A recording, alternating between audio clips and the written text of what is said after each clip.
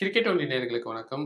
India test ஸ்குவாட வந்து இங்கிலாந்து டூருக்கு announce பண்ணியிருக்காங்க. இந்த ஸ்குவாட பத்தி நம்மள்ட்ட டீட்டெயிலா பேசுறதுக்காக நம்ம கூட இன்னைக்கு கிரிக்கெட் அனலிஸ்ட் கல்யாணராமன் சார் நம்ம கூட அவர்கிட்ட பேசலாம்.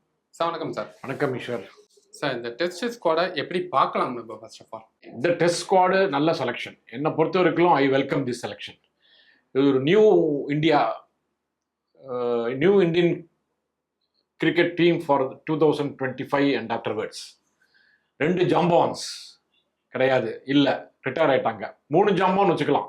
அஸ்வின் போனாங்க, லாஸ்ட் சீரீஸ்ல அஸ்வின் போனாரு, இப்போ 2 சீரீஸ் இந்த இதுல போறாங்க. இன்னொரு ஜாம்பான் போற மாதிரி இருக்காரு, ஜடேஜா. என்னை பொறுத்த வரைக்கும் அவருக்கு கடைசி சீரீஸா கூட இருக்கலாம் அப்படின்னு ஒரு ஃபீலிங். போற மாதிரி இருக்காரா இல்லை அனுப்பிடுவாங்களா? அதுக்கு யாரும் அனுப்புறது கிடையாது. It's all selection. The retirement is a personal decision by players who have played 15 years of cricket or 20 years of cricket or whatever amount of years of they played cricket. அதனால அவங்கவுங்க டிசிஷன் எடுக்கிறது தான். அதுக்கு வந்து கண்ணு காது வச்சு பேசுறது மீடியா, நம்ம including you, me, or X, Y, Z, அது வந்து இட்ஸ் அ டிஃப்ரெண்ட் இஷ்யூ. அதை பற்றி நம்ம பேச வேண்டாம். நம்ம வந்து கொஞ்சம் குவாலிட்டேட்டிவாக பேசுவோம். I welcome the decision. I fully agree with whatever selection has been done by the selection committee. யாரை எடுத்திருக்கலாம்னு உங்களுக்கு தோணுது இந்த ஸ்குவாட்ல? அன்லக்கின்னு சொல்லுவேன் நான் வந்து. I don't believe in somebody selling that இவரை வேணுட்டு ஒதுக்கிட்டாங்க, இந்த கண்ட்ரி இந்த ஸ்டேட்லேருந்து டீம் பிளேயர் எடுக்கல, அவங்கள வேணுட்டு இது பண்ணிட்டாங்க அப்படிங்கிற சொல்றதுக்கு எனக்கு அந்த மாதிரி அப்ரோச் கிடையாது. எனக்கு அது சரியாகவும் இருக்கலாம், சில பேர் வந்து அது சொல்றது சரியாக கூட இருக்கலாம். பட் எனக்கு அது மாதிரி I don't believe in that. Unlucky டிராப்புங்கிறது நம்பர் 1 ஹர்ஷித் ராணா. ஏன்னா he is a good performer in the BGT tournament. நல்லாவும் பர்ஃபார்ம் பண்ணாது, அண்டு அதை தவிர்த்து நல்ல ஆட்டிடியூடும் காமிச்சாரு. நல்ல ஸ்ட்ராங்காக அவருடைய டேலண்ட்ஸ் தெரிஞ்சுது. அவரை வந்து ஒதுக்கி வைக்கிறது ரொம்ப அன்ஃபார்ச்சுனேட்டாக தெரியுது எனக்கு. அது நம்பர் 1. நம்பர் 2 சர்ஃபராஸ் கான். சர்ஃபராஸ் கான் வந்து பிஜிடியில் சான்ஸ் கிடைக்கல, ஆடலை. அதுக்கு முன்னாடி டெஸ்ட் சீரீஸில் அவர் வந்து நல்லா ஆடினார். ஃபர்ஸ்ட் ஆஸ்திரேலியன் டூரில் போய் பவுன்சி விக்கெட்ஸில் அவரால் ப்ராப்ளி கோப்பப் பண்ண முடியல, அதெல்லாம் உண்மைதான். இருந்தாலும் அவருடைய டொமஸ்டிக் கிரிக்கெட் பர்ஃபார்மன்ஸ் பார்க்கச்சே, அவருடைய டேலண்ட்ஸை பார்க்கச்சே அவருக்கு வந்து அவரை ஒதுக்கி வைக்கிறது ரொம்ப ஒரு அன்ஃபார்ச்சுனேட். அது வந்து நம்பர் 2. 3rd வந்து ஸ்ரேயஸ் ஐயர். இவங்க 2 பேருக்கு அடுத்ததான் ஸ்ரேயஸ் ஐயர். என்னுடைய ஒப்பீனியன்ல, ஒப்பீனியன் டிஃபர்ஸ், பட் என்னுடைய ஒப்பீனியன்ல இந்த 3 பேர் தான் அன்லக்கி டிராப்டு பிளேயர்ஸ். இப்போ ஒரு இன்எக்ஸ்பீரியன்ஸ் லைனப், பேட்டிங் லைனப் தான் வச்சிருக்காங்க இந்திய அணியை பொறுத்த வரைக்கும். கேஎல் ராகுல் மட்டும்தான் வந்து எக்ஸ்பீரியன்ஸான ஒரு பேட்டராக இருக்காரு. அந்த மாதிரி ஒரு இடத்துல ஸ்ரேயஸ் ஐயர் மாதிரி ஒரு பேட்டர் இருந்ததுன்னா கொஞ்சம் ஹெல்ப்ஃபுல்லாக இருக்கும்ல அந்த பிச் கண்டிஷனுக்கு. இல்லை, ஸ்ரேயஸ் ஐயரை பற்றி கடைசி டீம் அனௌன்ஸ் பண்ணுறவங்களும் டிஸ்கஷன் இருந்திருக்கும் செலெக்ஷன் கமிட்டி மீட்டிங்கில், அதில் ஒன்றும் டவுட்டே கிடையாது. பட் அவருடைய சில விதமான அவருடைய ராங் ஆட்டிடியூடு இந்த லாஸ்ட் 1.5 அதனால தான் அவரை கான்ட்ராக்டை விட்டு எடுத்து வச்சிருந்தாங்க. போன சவுத் ஆப்பிரிக்கன் டூரில் போச்சு அவர் ஃபெயிலியர் ஆனோடனே அப்போ இருந்த கோச் வந்து ராகுல் Dravid instructed few selected players including Shreyas Iyer to play domestic cricket. He fake injury project பண்ணி அவர் வந்து ஃபர்ஸ்ட் டொமஸ்டிக் கிரிக்கெட் ஆடாமல் இருந்தார். அதனால அவர் வந்து கான்ட்ராக்டை விட்டு தூக்கிட்டாங்க. அதுக்கப்புறம் அவர் வந்து கடைசியில் இவங்க வந்து நாக் அவுட்டுக்கு வந்தோடனே, அவங்களுடைய ஓன் பாம்பே டீம் வந்து நாக் அவுட்டுக்கு வந்த உடனே அவர் வந்து ஆடினார். 2-3 மேட்ச் ஆனார், செஞ்சுரி அடித்தார். ஒரு 80 அடித்தார். அவருடைய எபிலிட்டி, அவருடைய டேலண்ட்ஸை பற்றி யாருக்கும் டவுட் இல்லை. 2024-25 பார்த்தீங்கன்னா 5 ரஞ்சி மேட்ச் விளையாடி இருக்காரு, 480 ரன்ஸ் அடிச்சிருக்காரு, கிட்டத்தட்ட 65 ஆவரேஜ் வச்சிருக்காரு. அதை விட பெட்டர் ஆடி இருக்கார் கருண் நாயர். அவருடைய ஆவரேஜ் கொஞ்சம் சொல்லுங்களேன், எனக்கு ஞாபகம் இல்லை. அவர் எவ்வளோ ரன் அடிச்சாரு, எவ்வளோ ஆவரேஜ்? அவரும் 65. அப்புறம் என்ன, சேம் தான், 2 பேருமே சேம். ஆகவே இவர் வந்து நடுவில் கொஞ்சம் அந்த ஆட்டிடியூட் காமிச்சதுக்கோசரம் அவர் வந்து ஒரு படி இறக்கி வச்சிருப்பாங்க. அப்படிதான் அசஸ் பண்ணுவாங்க செலெக்ஷன் கமிட்டி. வச்சு எந்த பிளேயர் வந்து நம்ம சொன்னதை கேட்டாங்க, எந்த player they have shown positive attitude, அதெல்லாம் தான் பார்ப்பாங்க. அதுவும் இருக்கு, ஆவரேஜும் இருக்கு, டேலண்ட்ஸ் இருக்கு, எல்லாமே இருக்கு. அது தவிர வந்து அவர் வந்து ரெட் பால் கிரிக்கெட்டும் ஒயிட் பால் கிரிக்கெட்ல எதுல ஒன்றும் பெட்டரா ஆடுறாரு அதையும் பார்த்துருப்பாங்க. சாம்பியன்ஸ் டிராஃபில மட்டும் ஆட்டிடியூட் தெரியலையா? இல்லையா, அவர் வந்து ஒயிட் பால் கிரிக்கெட்ல he was a successful player. ஏற்கனவே 2023 வேர்ல்ட் கப்ல is one of the star performers. அதனால அதோட கண்டினியூஷன் தான் சாம்பியன்ஸ் டிராஃபி டீம். அப்படி பார்க்க போனா இந்த வருஷம் கான்ட்ராக்ட்ல அவர் ஸ்ரேயஸ் ஐயர் பேர் இருக்கே. இந்த வருஷம் கான்ட்ராக்ட் 24-25ல அதான் that கான்ட்ராக்ட்ல shows வந்து ஸ்ரேயஸ் ஐயரோட பேர் இருக்கு. that shows that the board last time வந்து நீங்க சொன்னீங்க கான்ட்ராக்ட்ல இருந்து பேரை எடுத்துட்டாங்கன்னு சொல்லி. இந்த 24-25ல பாத்தீங்கன்னா அவரோட பெர்ஃபார்மன்ஸை பார்த்து கான்ட்ராக்ட்ல அவர் பேரையும் that எடுத்துட்டாங்க. shows board has appreciated his change in attitude and brought him into the team. So board தான் appreciate பண்ணணும் அதுக்கும். ஓகே. Yeah. இந்த வாட்டி செலக்ஷன்ல இல்லையே அவர். Selection he's edged out sir. he செலக்ஷன்ல இந்த டூர்ல இல்ல அவ்வளவுதான். அவர் வந்து டீம் இந்தியாவுக்கு இன்னும் ஆடவே மாட்டாரு, இந்தியாவுக்கு அவர் இன்னும் கன்சிடர் பண்ண மாட்டாங்க யாரும் அனௌன்ஸ் பண்ணிருக்காங்களா இல்லையே. Is very much in the top 18 or 20 players. அதுல லாஸ்ட் மினிட்ல ஒரு changes balance of the team and other இஷ்யூஸ்லாம் டிஸ்கஸ் பண்ணிச்சு. அதுல been edged out அவ்வளவுதான். ஸோ அதனால I don't see anything wrong, but I only feel for him. He is also a talented player. He has got some experience in international cricket. அவர் நீங்க சொன்ன மாதிரி அவர் வந்து ஒதுக்க வேண்டிய பிளேயர் இல்லை. அவரையும் அவர் ஒதுக்கப்பட்டுட்டார்னு நான் வந்து சொல்ல மாட்டேன். அவர் வந்து ஈஸ் இந்தி அந்த ஒரு இதுல தான் இருக்காரு, ஹிட்ல அந்த லிஸ்ட்ல தான் இருக்காரு, டாப் லிஸ்ட்ல தான் இருக்காரு. எனி டைம் நாளைக்கே ரீப்ளேஸ்மெண்ட் ஏதாவது வேணும் அப்படின்னு இருந்துச்சு அவர் கன்சிடர் பண்ணலாம், சான்சஸ் இருக்கு. ஸோ இந்த 3 பிளேயர்ஸ் தான் என்னுடைய ஒப்பீனியன்ல அன்லக்கி அன்பார்ச்சுனேட் கிரிக்கெட்டர்ஸ். நீங்க சொல்ற மாதிரி நம்ம பார்த்தோம்னா ஹர்ஷித் ராணாவுமே T20 பெர்ஃபார்மன்ஸ் வச்சு தானே டெஸ்ட்டுக்கே எடுத்தாங்க. T20 பெர்ஃபார்மன்ஸ் அந்த சீசன் நல்லா இருந்தது அவ்வளவுதான். அதுக்கு முன்னாடி அவருக்கு பொட்டன்ஷியல் இருந்ததுனால தான் அவர் வந்து செக் லிஸ்ட்ல வந்திருப்பாங்க. அது ஒரு சான்ஸ், அது ஒரு ரீசன். நிதிஷ்குமார் ரெட்டியும் T20 வச்சு தானே உள்ள வந்தாரு. நிதிஷ்குமார் ரெட்டி T20 எடுத்து வந்தாங்க, பட் எக்ஸ்ட்ராடினரி டேலண்ட். எல்லாரும் everybody appreciated that Nitish Kumar Reddy had a right attitude and he is a player to be watched. இப்போ டீம் செலக்ஷன் எப்படி இருக்குங்க சார்? இந்த டீம் இந்தியன் 11லயா இல்ல இந்தியன் டீம் ஸ்குவாட் செலக்ட் பண்றாங்கல, அந்த செலக்ஷன் எதை பேஸ் பண்ணிருக்கு சார்? எல்லாம் they will consider all round abilities of every player in every tournament.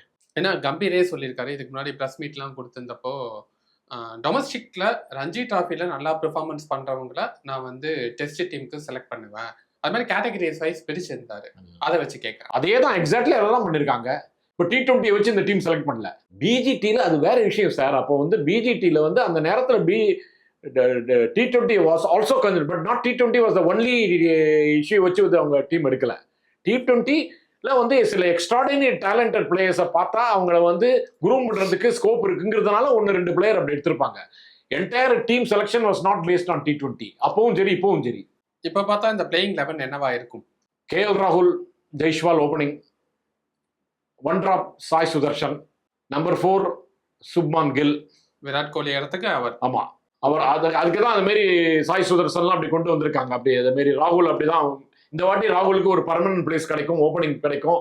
அவருக்கு ஒரு கேரண்டியா உங்களை ஃபர்ஸ்ட் 3 டெஸ்ட்டுக்கு நாங்கள் வந்து ஓப்பனிங் இறக்குவோம்னு கான்ஃபிடன்ஸ் கொடுத்து இறக்குவாங்கன்னு என்னுடைய நம்பிக்கை. அதை பண்ணுவாருன்னு தான் நானும் எதிர்பார்க்குறேன். Number 5 Rishabh Pant, number 6 Karun Nair or Nitish Kumar Reddy. Depend on the form. Karun நாயருக்கு ஸ்குவாட்ல டீம் கொடுத்தாச்சு. ஏன்னா அவருக்கு வந்து அவ்வளோ ரன் அடிச்சிருக்காரு, அவ்வளோ வந்து நெக்லெக்ட் பண்றது தப்பு. டொமஸ்டிக் கிரிக்கெட்ல அவ்வளோ பெரிய பர்ஃபார்மர், அதனால அவரை நெக்லெக்ட் பண்றது தப்புங்கிற ஒரு அபிப்பிராயத்துல தான் அவங்கள உள்ள ஸ்குவாட்ல கொண்டு வந்திருக்காங்க. அதே சமயத்தில் இந்தியா A டீம்லையும் கொண்டு வந்திருக்காங்க. இந்தியா A டீம்ல series focus will be only on him and Abhimanyu Easwaran. Abhimanyu Easwaran நிறைய ஸ்கோர் பண்ணணும். அவரு கிட்ட வந்துட்டு வெளில போயிட்டாரு, டீம்ல ஆப்பர்ச்சுனிட்டி கிடைக்காம. அவருக்கு வந்து அவர் பர்ஃபார்ம் பண்ணனால தான் டொமஸ்டிக் கிரிக்கெட்ல பர்ஃபார்ம் பண்ற அளவுக்கு டூர்ல பர்ஃபார்ம் பண்றது இல்லை, இன்டர்நேஷனல் கிரிக்கெட்ல பர்ஃபார்ம் பண்றது இல்லை. அதனால அவருக்கு வந்து சான்ஸ் கரெக்டான சான்ஸ், ஆனால் சான்ஸே கிடைக்காம போயிருக்கு. ஒரு சான்ஸே இல்லாம ஒருத்தர் வந்து டோட்டலா நெக்லெக்ட் பண்றதும் தப்பு. அதனால அவருக்கும் கருண் நாயருக்கும் தான் பெரிய பிக் டெஸ்ட் இந்த ஃபர்ஸ்ட் இந்தியா இங்கிலாந்து மேட்ச். கருண் நாயர் நல்லா அடிச்சுட்டானே ஸ்ட்ரைட்டாவே கருண் நாயர் தான் வந்து நம்பர் 6 பொசிஷனுக்கு எடுப்பாங்க. Nitish Kumar Reddy will have to wait. Nitish Kumar ரெட்டியை நெக்லெக்ட் பண்ணிருக்கவே முடியாது. ஏன்னா அவர் அவ்வளோ நல்லா பர்ஃபார்ம் பண்ணியிருக்காரு. பிஜிடியில் கண்டினியூட்டி இருக்கணும். ஒரு இன்டர்நேஷனல் சீரீஸ்ல வந்து ஒரு பிளேயர் நல்லா பர்ஃபார்ம் பண்ணார்னா அவர் வந்து அதுக்கு அடுத்தது டொமஸ்டிக்ல ஃபார்ம்ல இல்லாட்டாலும் அவரை கொண்டு வந்து தான் ஆகணும். ஏன்னா அந்த கண்டினியூட்டி வேணும். ஏன்னா அவர் has proved his class in international matches. அந்த பேசிஸ்லாம் selection is only on the basis of there is a hard and fast rule in everything and most of the selectors will follow. அது இப்போ last 15 இயர்ஸ்ல இதே மாதிரிலாம் இதெல்லாம் deviate பண்ணி யாராவது ஒரு ஒண்ணும் இல்லாத பிளேயரை உள்ள கொண்டு வரதெல்லாம் நடக்காத காரியம். ஏன்னா media is very strong now. இப்போ இருக்கிற மீடியால இப்போ இருக்கிற டிஜிட்டல் இதில் வேர்ல்டில் if you do manipulation in selection you will be exposed. So அதனால் இட் cannot happen. என்னுடைய அபிப்பிராயம் அது. வாஷிங்டன் சுந்தரா இல்ல ஜடேஜாவா? ஜடேஜா. உங்களோட சாய்ஸ் யாரா? நம்பர் 1 சாய்ஸ் ஜடேஜா தான். Senior player and experience player and good performer and steady bowler and batting ஆட முடியும். Washington Sundar is in a touching distance with Jadeja. But Jadeja being a very senior player, possibly playing his last series, they will give him the first preference, but they will not hesitate to drop him if he doesn't perform. எந்த fast பவுலர்ஸை கொண்டு வரதுக்கான வாய்ப்புகள் இருக்கு? பும்ரா வந்து எல்லா 5 மேட்சஸும் விளையாட மாட்டாரு அப்படிங்கிற தகவலையும் கம்பீர் சொல்லியிருக்காரு. ஆமா, அதுதான் நம்பர் 1 பூம்ரா. ஃபர்ஸ்ட் 3 டெஸ்ட் அப்படின்னு வச்சுப்போம். நம்ம இங்க பூம்ரா ஆடுற ஃபர்ஸ்ட் 3 டெஸ்ட் இருப்போம். Number 2 obviously Mohammed Siraj. there is no other choice. he is one of our best bowlers. என்னை பொறுத்த வரைக்கும் Siraj has got lot of talents to provide in test cricket even now. இன்னும் 2-3 வருஷத்துக்கு அவரால் பர்ஃபார்ம் பண்ண முடியும், அந்த அளவுக்கு தான் இருக்கார். அண்ட் ரீசெண்டாக ஐபிஎல்ல has proved his fitness and form. அது வந்து IPL form is not a great இது, பட் ஐபிஎல் ஃபிட்னஸ். ஃபர்ஸ்ட் ஒரு 2-3 மேட்ச் நல்லா பவுலிங் போட்டு விக்கெட்லாம் எடுத்து கொடுத்திருந்தாரு. பட் அதுக்கப்புறமா கொஞ்சம் விக்கெட் டேக்கிங்க்கு பிஜிடில செகண்ட் ஹையஸ்ட் விக்கெட் டேக்கர் அவர் தான். இல்ல நீங்க சொன்ன T20 சொல்லிட்டு T20ல ஃபர்ஸ்ட் 4 மேட்ச்ல விக்கெட் எடுத்தாரு. அதுக்கப்புறமும் குரூஷியல் விக்கெட்ஸ் எல்லாம் எடுக்கிறாரு. குரூஷியல் bowling வந்து ரன் கொடுக்காம போடுறாரு அவரு. he has been consistent in this IPL. And fitness எப்போ பாருங்க, அவருடைய எனர்ஜி இருக்க, அவருடைய கிரேட்டஸ்ட் ஸ்ட்ரென்த்தே அவருடைய எனர்ஜி தான். Line hearted cricketer. அவரால் ஒரு 7 ஓவர் 8 ஓவர் ஒரு எண்டில் ஒரே அன்சேஞ்சராக போட முடியும். இதெல்லாம் பெரிய ஸ்ட்ரென்த்து. அதுவும் பெரிய டீம் வந்து ஒரு ஸ்கோர் 450-500 ரன் அடிக்கிச்சு. And you will be short of bowlers. அப்போ வந்து ஒரு bowler போடணும்னு இவர் போடுவார்.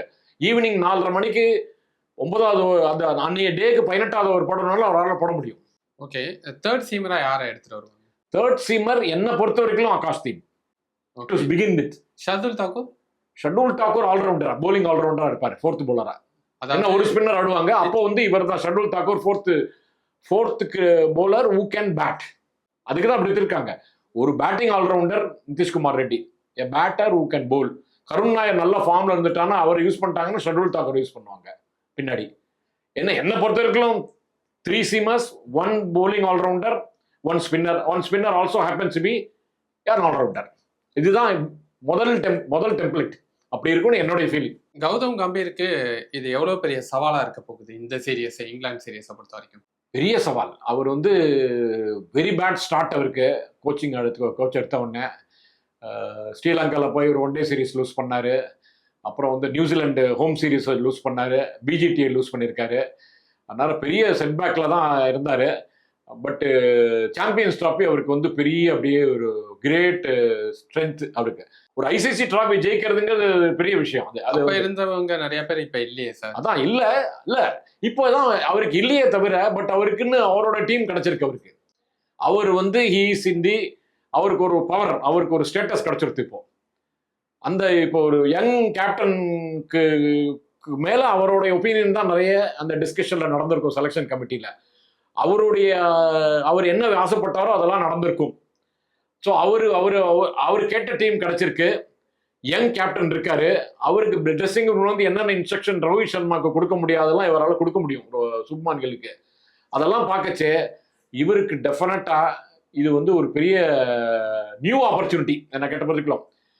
2 சீனியர் பிளேயர் இல்லாம யங் கேப்டனோட relatively new team, some new கமர்ஸோட ஆடுறது வந்து பெரிய ஒரு சேலஞ்ச், பெரிய எக்ஸ்பீரியன்ஸ். அண்ட் இதுக்கு வந்து ஒரு பாபுலி லாஸ்ட் ஆப்பர்ச்சுனிட்டி ஆல்சோ இருக்கு. இதுல பர்ஃபார்ம் பண்ணலன்னா he will be in trouble. Perform பண்ணலைன்னா இப்படியும் சொல்றதுக்கான பாசிபிலிட்டிஸ் இருக்குல்ல. இப்பதான் நிறைய நியூ கமர்ஸ் வந்திருக்காங்க, நியூ கேப்டன் வேற, இன்னும் ஒரு 2-3 சீரீஸ்ல இந்த டீம் செட் ஆயிடும் அப்படின்னு சொல்றதுக்கான பாசிபிலிட்டிஸும் இருக்குல்ல. இல்ல அது பர்ஃபார்மன்ஸ் எப்படி பர்ஃபார்மன்ஸ் 3-2 தோக்குறான்னு வச்சுக்கோங்களேன். So that won't be taken as a very serious blow to coach. அதே 4-0 தோக்குறான்னு வச்சுப்போம். அப்போ வந்து பெரிய ஹியூமிலியேட்டிங் டிஃபீட்னா அப்போ வந்து இந்த பெரிய மீடியாலேயே பெரிய பரபரப்பு ஏற்படும். People will be talking lot about bad about coach. அப்போ வந்து கோச்சுக்கு தான் ஃபர்ஸ்ட் செட்பேக்கு. கேப்டனோட கோச்சை தான் அப்போ கட் பண்ணுவாங்க. ஆகவே it depends upon. But I think last few மந்த்ஸாக அவருடைய performance as a coach is far better than what he started. அவர் ஒரு அக்ரெசிவ் கோச், அதை நல்லா பார்த்துட்டோம் நம்ம. கொஞ்சம் சமயத்தில் அவருடைய அப்ரோச் வந்து லிட்டில் பிட் இது ஹேஸ்டியாக இருக்குது, லிட்டில் பிட் ஹார்ஷாக இருக்குது அப்படின்னு சொல்கிறாங்களே தவிர otherwise he is always aggressive. அதனால அவர் வந்து இப்போ ஒரு இந்த யங் டீமை வச்சுட்டு அவரால் ஓரளவுக்கு அவர் இப்போ நம்ம சொல்கிறோமே கம்பீர் தான் அவர் செலெக்ஷன், அவர் சொன்னதான் கேட்டாங்க அப்படிலாம் கிடையாது. எல்லாம் டிஸ்கஷன் பண்ணி எடுத்திருக்காங்க. இப்போ ராணா வந்து அவருடைய ஓன் பெட்டு தான், அவர் எடுக்க முடியல, அவரால் பார்த்து தான் எடுத்திருக்காங்க. Selection is based on the conditions also. English கண்டிஷன்ஸில் யாருக்கு எந்த பவுலர்ஸ்க்கு சூட் ஆகும். நம்பர் 1 ஆகாஷ்தீப் is a better bowler in English conditions. He is a seamer. He can bowl long spells. He is also physically fit. With Bumrah and all, unlikely to bowl long spells. Akashdeep now fill up பண்ணோம். Arshdeep Singh left arm variety. So he also swings the ball. So English conditions suit ஆகும். அவரும் younger and fitter. அவராலையும் long spell போட முடியும். முகமது சிராஜும் long spell போடுவார். Though he is not that young like Rana or Akashdeep or Arshdeep. So எல்லாம் பார்த்து தான் கலெக்டிவாக தான் எடுத்திருக்காங்க. அதே ஷர்துல் தாக்கூர் வந்து இஸ் அ பஃபர். ஓரளவுக்கு பேட்டிங் ஆட முடியும். அவர் தான் பேட்டிங்லேயும் ஃபார்ம் காமிச்சு தானே வந்திருக்காரு டொமஸ்டிக் கிரிக்கெட்ல. அவரே 2 செஞ்சுரி அடிச்சிட்டாருன்னு நினைக்கிறேன். ஆமா, அதான். அதனால அந்த அளவுக்கு விராட் கோலி டீம்லயே அடிச்சாரு. அவருக்கு காம்படிஷன் இல்லை. என்னை பொறுத்த வரைக்கும் ஃபர்ஸ்ட் செலக்ஷன் பார்க்கச்சே சுப்மான் கில்க்கு ரிஷப் வந்து கேப்டன் வைஸ் கேப்டனுக்கு அப்புறம் automatic selection Jurel as a second wicket keeper and Shardul Thakur as a bowling allrounder தான் ஆட்டோமேட்டிக்காக இருக்கும்னு எனக்கு தோன்றது. அந்த அளவுக்கு பெர்ஃபார்ம் பண்ணிட்டாரு அவர். இந்த சீரீஸ் பொறுத்த வரைக்கும் இந்த ஸ்குவாடு எந்த அளவில் ரீச் பண்ணுறதுக்கான பாசிபிலிட்டிஸ் இருக்கு? என்னன்னு பொறுத்த வரைக்கும் even if you don't win, even if India doesn't win, they can at least square the series. அந்த சான்சஸ் இருக்கு. Number 1 chance. Number 2 chance, series தோத்தாலும் நிறைய பெனிஃபிட்ஸ் இந்த சீரீஸ்னால இந்தியாவுக்கு வரதுக்கு சான்ஸ் இருக்கு. Some players will give outstanding performance which will be very valuable for Indian cricket for next 5 years. அந்த ஒரு பெனிஃபிட் டெஃபினட்டா both in bowling and batting அப்படின்னு எனக்கு தோன்றது. ஓகே சார், பார்க்கலாம் என்ன நடக்க போகுதுன்னு தெரியாது. ஒரு எக்ஸ்பீரியன்ஸ் இல்லாத ஒரு டீமை எடுத்துட்டு போற மாதிரியான பேச்சுக்கள் நிறைய இடத்துல நம்மளால கேட்க முடியுது. ஸோ இந்த டீம் எந்த அளவுக்கு பெர்ஃபார்மன்ஸ் பண்ண போறாங்க அப்படிங்கிறத நம்ம வெயிட் பண்ணி பார்க்கலாம் சார். ஒரு நேரம் கருத்துக்களை பகிர்ந்துக்கிறதுக்கு ரொம்ப நன்றி. தேங்க்யூ ஈஸ்வர்.